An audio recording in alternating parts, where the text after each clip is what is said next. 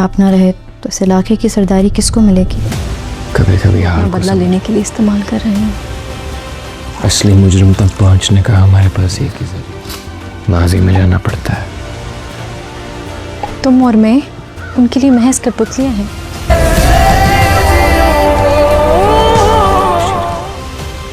کسی کو مارنے کے لیے نا جگرا چاہیے ہوتا ہے.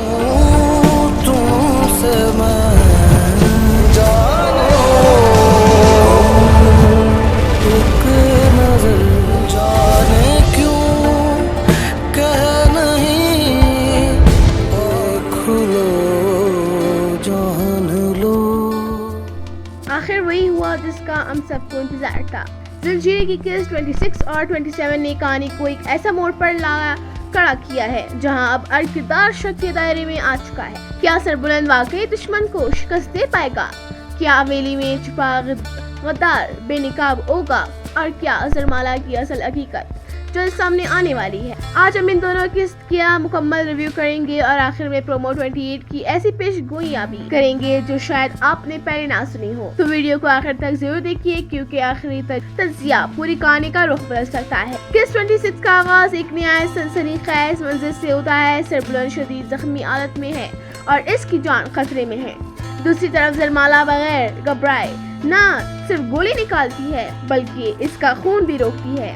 اس پورے منظر نے پہلی بار ثابت کیا ہے کہ اظہرمالا صرف ایک عام لڑکی نہیں بلکہ مشکل ترین حالات میں فیصلہ کرنے کی صلاحیت رکھتی ہے. یہاں ایک سوال ضرور پیدا ہوتا ہے، آخر اظہرمالا کو یہ سب کرنا کیسے آتا ہے؟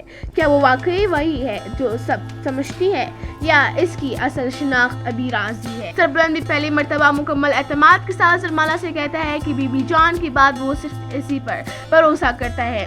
یہی لمحہ دونوں کرداروں کے تعلق کو ایک نئی سمت دے جاتا ہے. دوسری طرف دشمن بے چین ہے، حملہ ہو چکا ہے مگر سربلند کی موت کی خبر نہیں مل رہی.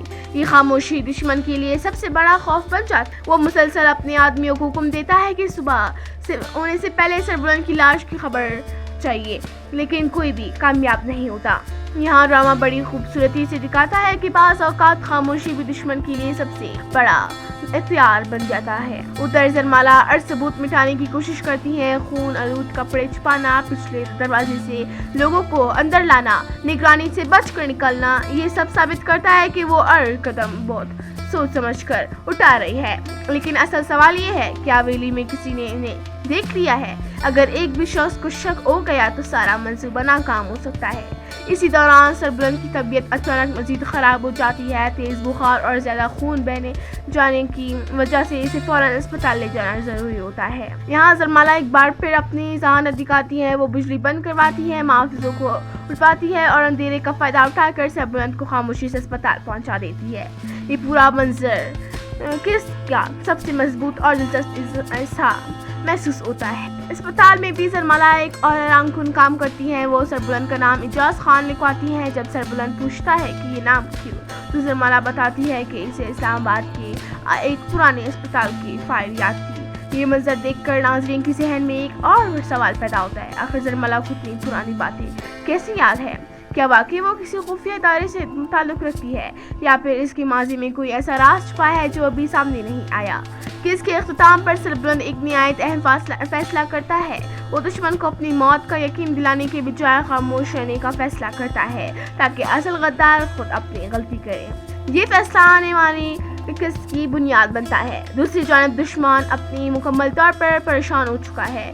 جب گلزمان واپس حویلی آتا ہے تو اس سے بار بار سربلند کے بارے میں سوال کیے جاتے ہیں مگر وہ نہایت ہوشیاری سے یہی تاثر دیتا ہے کہ سربلند شہر گیا ہوا ہے. یہ جھوٹ وقتی طور پر سب کو مطمئن تو کر دیتا ہے لیکن ایک شخص ایسا ہے جو اس بات پر بالکل یقین نہیں کرتا.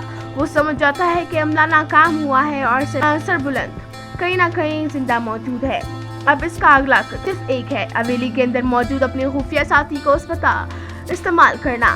اسی دوران ایک اور چونکا دینے والا موڑ سامنے آتا ہے. دریا خان بیوہ انصاف مانگنے حویلی پہنچ جاتی ہے. وہ انکشاف کرتی ہے کہ اس کے شوہر کو اسپتال کے بعد قتل کر دیا گیا. یہ الزام براہ راست طاقتور لوگوں پر گر جاتا ہے اور پہلی مرتبہ حویلی کے پرانے راز ایک ایک کر کے سامنے نہیں رکھتے ہیں۔ یہ منظر صرف ایک قتل کی کہانی نہیں بلکہ آنے والی بڑی جنگ کی بنیاد رکھتا ہے۔ ادھر سرمالا مسلسل بی بی جان کو حقیقت سے بے خبر رکھتی ہے، وہ ان دوائیاں بھی دیتی ہے، ان کی خدمت بھی کرتی ہے اور بار بار سربلند کی غیر موجودگی کا کوئی نہ کوئی بہانہ بنا دیتی ہے۔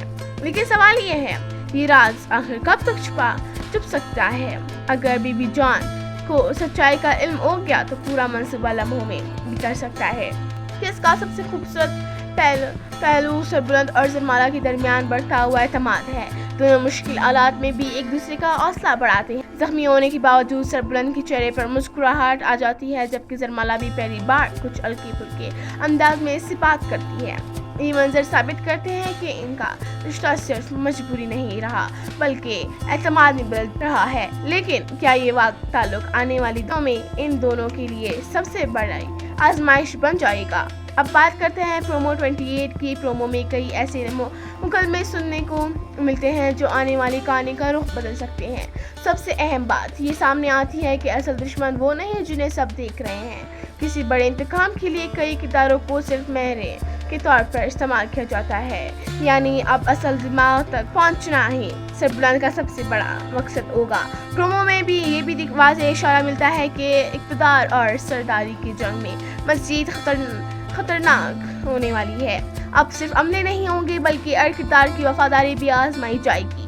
جس شخص پر سب سے زیادہ اعتماد کیا جا رہا ہے ممکن ہے اصل غدار وہی نکلے۔ میرا خیال ہے کہ آنے والے کیس میں سربلند ابھی بھی اپنی موجودگی سب سے چھپا کر رکھے گا۔ سرمالا اس کی سب سے بڑی مددگار ثابت ہوگی۔ حویلی کے اندر موجود غدار کی تلاش شروع ہوگی۔ دریا خان کے قتل کا راز بڑے کرداروں کو بے نقاب کرے گا۔ بی بی جان کو جلد کچھ نہ کچھ شک ضرور ہوگا اور آخری منظر میں ایسا انکشاف ہو سکتا ہے جس کے بعد کہانی مکمل طور پر نئی سمت اختیار کر لے گی۔